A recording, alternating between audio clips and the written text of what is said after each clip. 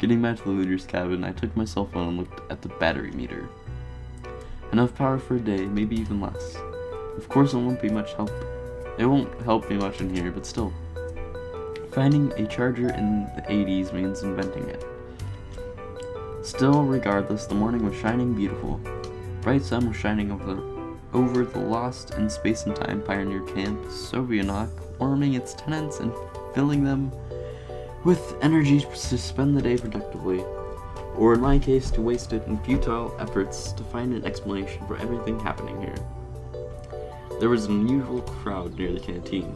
Of course, there was no other place in the camp the pioneers loved as much as this canteen, but why crowding at the porch?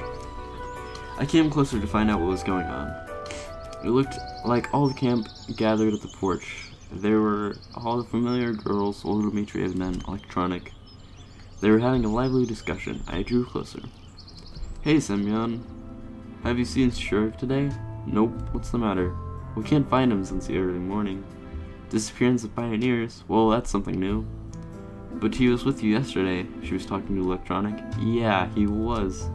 So you woke up this morning and he wasn't seen anywhere near? No. Why didn't you come to me immediately? Well, I thought that you got up early and went for the water procedures or something. Didn't he mention anything yesterday? Interjected Slavia. For example, that he's going somewhere, for instance? Nope. What exactly is so horrifying about that? It's only 9 a.m. He might have decided to go for a walk. You don't know, Shurik. She overlooked me seriously. Well, I don't, but I didn't see anything suspicious in that situation. Okay, let's stop panicking. We'll find him. How could he miss breakfast? Juliana grinned. Exactly. Time to eat anyway. Pioneers have receded into the canteen.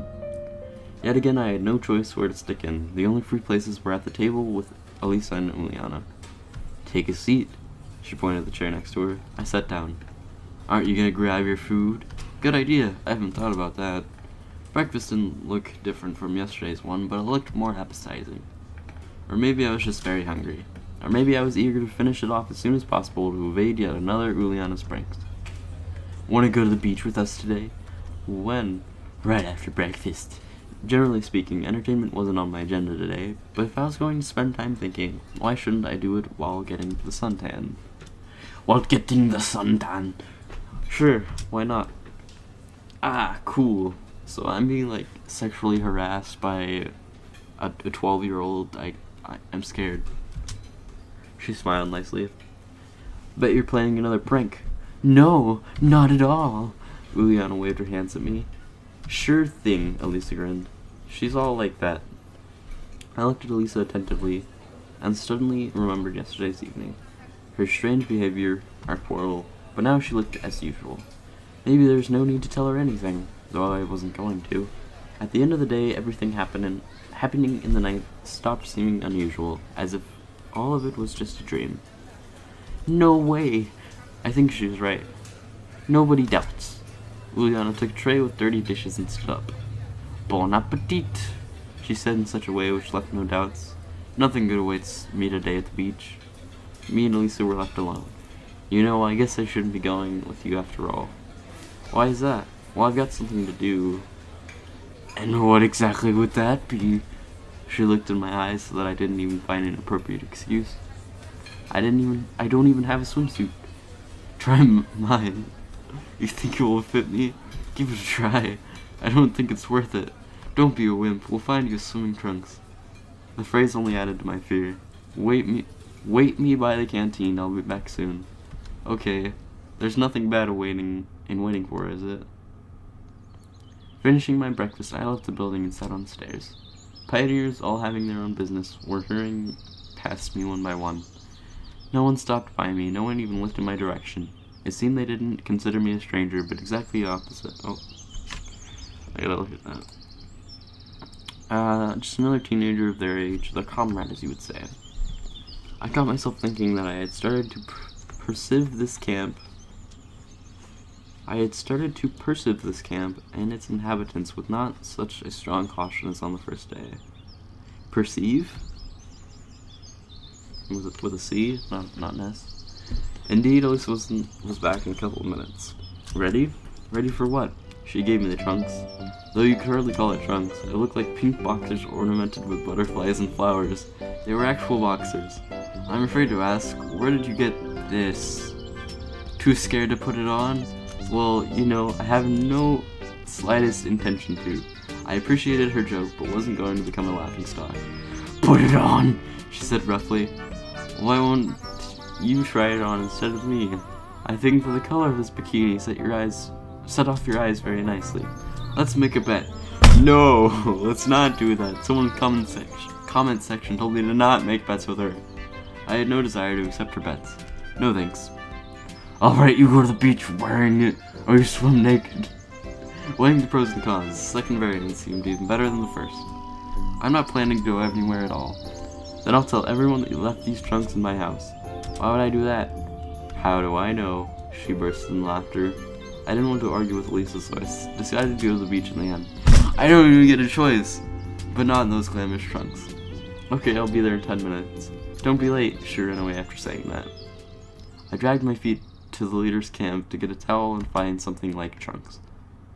Olga Dmitrievna was waiting for me in the room. Semyon, did you hear something about Shurik?